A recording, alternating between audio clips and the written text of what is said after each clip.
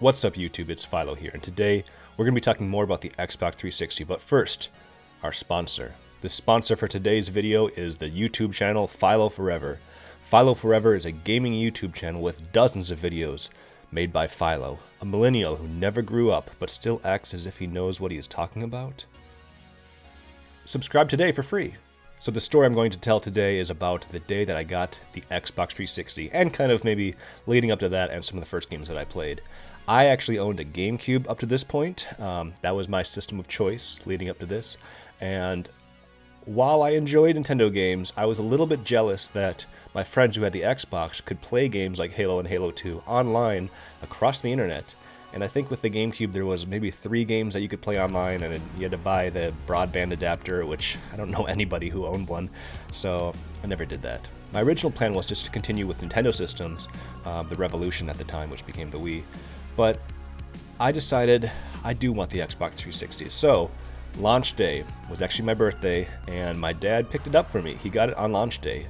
He didn't have to stay overnight. He actually went at like 4 or 5 in the morning to Best Buy to get it. They were definitely in demand, but they weren't that hard to find, like systems are today, I guess. There were 3 games that I remember playing either at launch or shortly after, and those 3 games are King Kong. Unfortunately, I don't own this game right now. I played a lot of King Kong, and it's a first-person shooter. It's very okay. With many brand new systems and like first-person shooters that come out for it, they basically look like really good versions of the previous generation. There was nothing that great about King Kong. I don't remember even if I beat it or not, but it was definitely the first game that I got any sort of achievements on. Another game that I have to give a shout out to real quick actually was Hexic HD, and this was a game that came on the system, and you know, it's a puzzle game I think made by the creator of Tetris. I might be wrong about that, but I really enjoyed this game, and I played this game for quite a bit. I put a lot of hours in that game. It's a really fun puzzle game, and if you haven't played Hexic, definitely encourage you to look that up. The other 2 games that I played more of were Project Gotham Racing 3. This was also a launch title, and I remember thinking, it's been a long time since I played this, but I remember thinking, wow, these graphics are insane. These are perfect. Like, they cannot do much better than this. It says on the back, unprecedented realism and attention to detail. Racing comes alive in HD TV and Dolby Digital 5.1 surround sound. Pretty good for 2005. And the other game that I played a lot of, probably more than any other at the time, was Call of Duty 2.